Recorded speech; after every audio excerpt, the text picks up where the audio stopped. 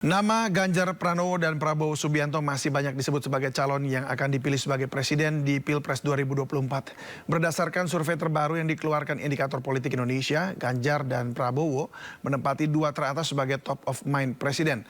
Namun dibandingkan survei sebelumnya, tingkat keterpilihan Prabowo diketahui cenderung mengalami tren penurunan. Sementara elektabilitas Ganjar Pranowo cenderung stabil bahkan mengalami peningkatan. Apa yang membuat tingkat keterpilihan Ganjar kian meningkat? Untuk membahasnya lebih dalam sudah bergabung bersama kami malam ini peneliti utama Indikator Politik Indonesia, Kennedy Muslim. Selamat malam, Bung Kennedy. Malam, David. Ya, Bung, mungkin bisa dipaparkan terlebih dahulu ini temuan survei terbaru dari Indikator Politik ini, apa yang menjadi catatan pentingnya? Ya, David, jadi survei ini kita lakukan pada tanggal 15 hingga 21 Juli kemarin. Di bulan Juli ini kita lakukan survei dan kita temukan memang masih belum ada perubahan ya dari posisi 3 nama teratas. Tapi memang ada kecenderungan penurunan tren di simulasi 3 nama dari Pak Prabowo. Memang ini masih too close to call ya di antara 2 nama teratas dari survei Capres Indikator. Dan juga beberapa lembaga lainnya juga selalu menemukan 2 nama teratas ini memang saling salib menyalip ya. Dan setelah di bulan Juni kemarin Pak Prabowo itu memang masih unggul ya, baik itu di top of mind maupun di simulasi 3 nama, tapi sekarang sudah sedikit disalip oleh Pak Ganjar meskipun masih di rentang margin of error. Ini di Pak Ganjar ada di 35,2% dan Pak Prabowo Subianto di 33,2%. Perlu saya catat ini tentu saja sebelum peristiwa deklarasi dari Golkar dan PAN lagi. Meskipun di dalam survei kita memang kita fokus dari rilis kita hari ini adalah terkait dengan fenomena split ticket voting ya, David. Jadi split ticket voting ini bagaimana kita menganalisa tingkat dukungan dari pemilih dari partai-partai yang sudah mendeklarasikan diri berkoalisi untuk mengusung sebuah nama capres, misalnya di Golkar, PAN, PKB dan Gerindra itu mendukung Pak Prabowo, begitu juga dengan PDIP, P3, Hanura dan Perindo mendukung Pak Ganjar. Kita analisa ini suara mereka ketika mereka apa tegak lurus dengan suara yang diperoleh capres ini. Jadi suara yang didapat oleh capres-capres berbanding lurus dengan suara pilihan dari pemilih itu sendiri gitu. Baik, mungkin saya ingin tahu dulu kenapa, apa saja penyebab dari naiknya elektabilitas Ganjar Pranowo?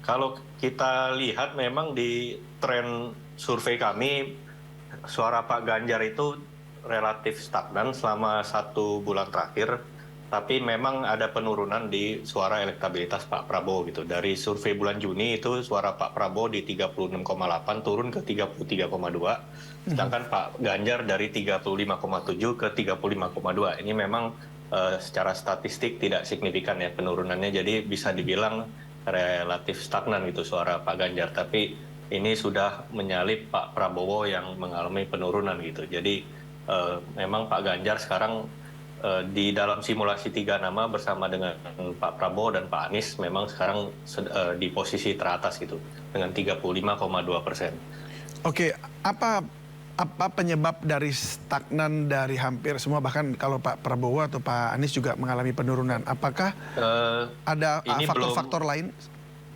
Tentu saja ini masih belum ada momentum baru ya dari masing-masing capres selain kemarin deklarasi dukungan dari PAN dan Golkar untuk bergabung di koalisi Kebangkitan Indonesia Raya. Tapi ini karena memang ini. Tapi itu pun belum terekam di survei kami di akhir bulan Juli kemarin gitu.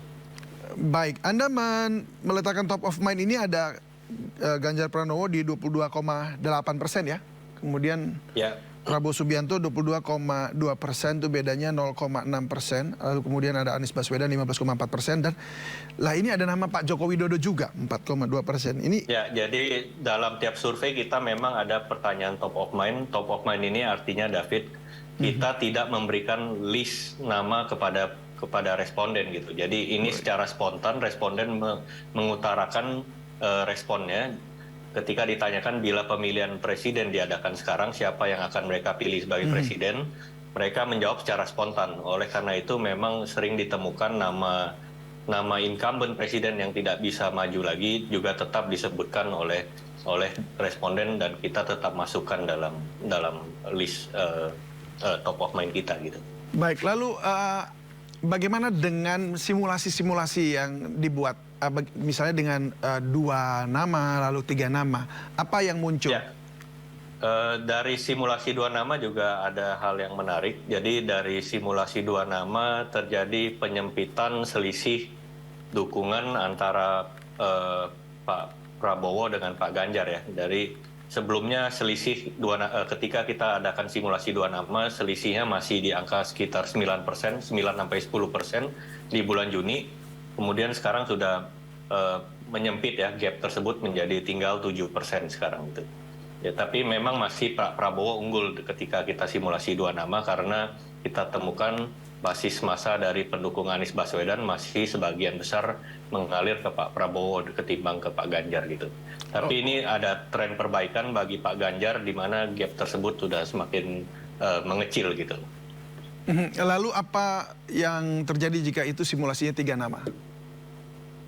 Di simulasi 3 nama Pak Ganjar masih unggul, jadi ini berarti masih belum ada capres yang mendapatkan suara 50% plus 1 untuk menang 1 putaran. Jadi jika pemilu diadakan sekarang, sudah kemungkinan besar ini akan tetap terjadi 2 putaran di mana Pak Ganjar dan Pak Prabowo yang akan lolos ke putaran kedua.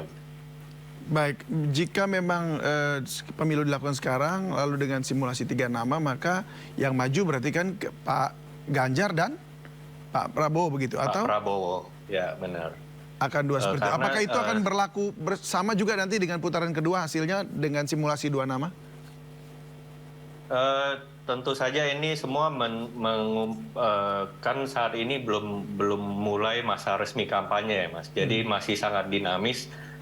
Isu-isu negatif serangan terhadap masing-masing capres pun juga memang sudah ada, tapi namun belum sekeras nanti ketika kita memasuki musim kampanye gitu loh. Jadi memang situasi masih sangat dinamis. Survei ini hanya memotret saat survei dilakukan gitu loh, sebagai snapshot saat survei dilakukan gitu loh. Jadi situasi ketika kita sudah memasuki masa kampanye tentu nanti akan sangat berbeda gitu.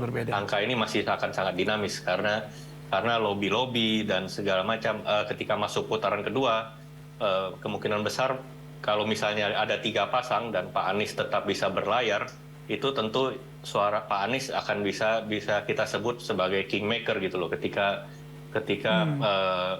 yang maju ke putaran kedua nanti Pak Ganjar dan Pak Prabowo gitu loh. Dan itu masih sangat dinamis, siapa yang bisa melobi dan juga mendapatkan dukungan dari pendukung dari Pak Anies yang misalnya ketika survei dilakukan gagal melaju ke putaran kedua gitu. Jadi situasi akan menjadi sangat dinamis itu nanti ketika pemilu dilakukan gitu. Apalagi kalau terjadi 2 putaran. Baik, saya jadi nggak sabar nih untuk melihat seperti apa nanti ya. Dan kita tentu akan saling menunggu juga hasil dari indikator nanti ke depannya. Terima kasih Bung Kennedy sudah berbagi bersama kami di Sindo Prime. Selamat berakhir pekan. Selamat malam.